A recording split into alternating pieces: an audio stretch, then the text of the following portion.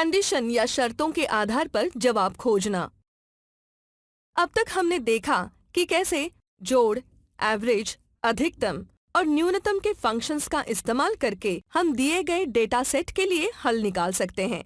लेकिन क्या हो अगर दिए गए डेटा या आंकड़ों के साथ कुछ शर्तें या कंडीशंस भी जुड़ी हो और अलग अलग शर्तों के मुताबिक हम नतीजे भी अलग अलग चाहते हों?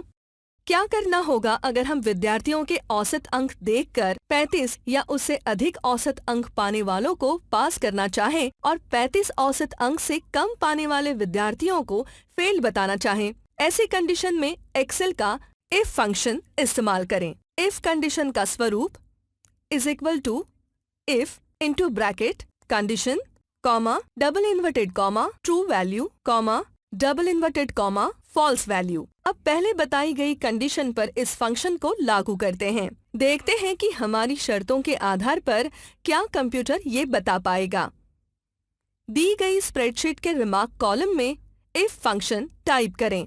अगर पहले विद्यार्थी के औसत अंक 35 हैं या उससे भी ज्यादा हैं, तो रिमार्क कॉलम में नतीजा पास होगा या फिर फेल होना चाहिए।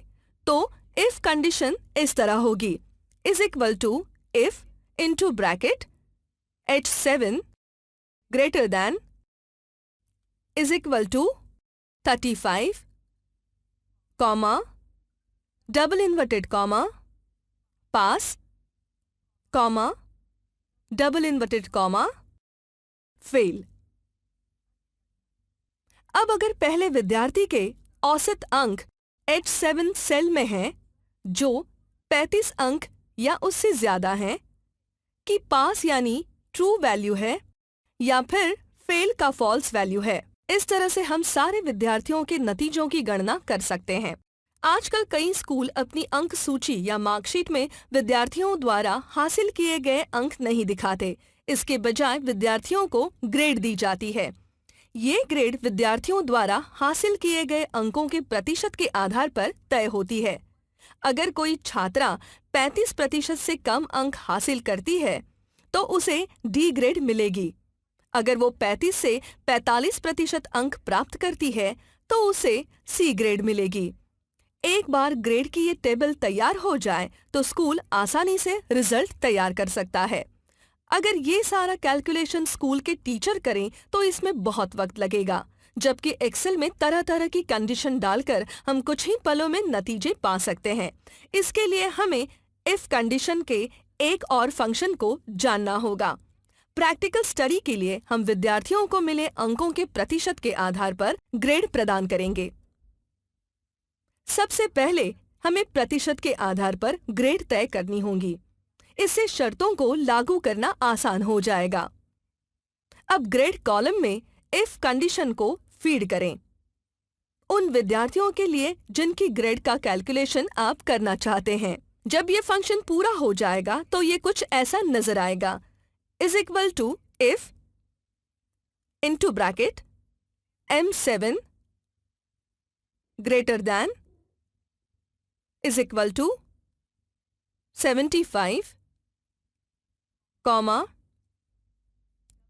Double inverted comma A plus comma if into bracket M7 greater than is equal to 60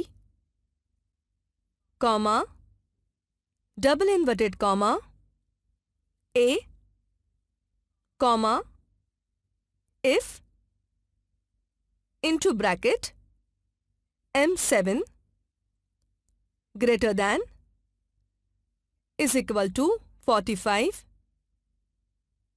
comma double inverted comma B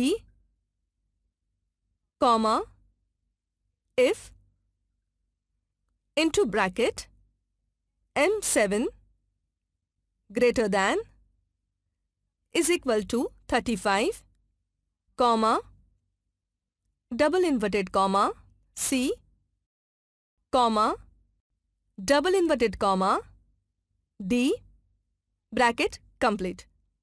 इस तरह टाइप करें और सब कंडीशंस पूरी करें। सब कंडीशंस पूरे करने के बाद हमें सावधानी के साथ सारे ब्रैकेट्स बंद करने होंगे जिनमें कंडीशंस दी गई हैं। अब एंटर की दबाकर हम नतीजे देख सकते हैं।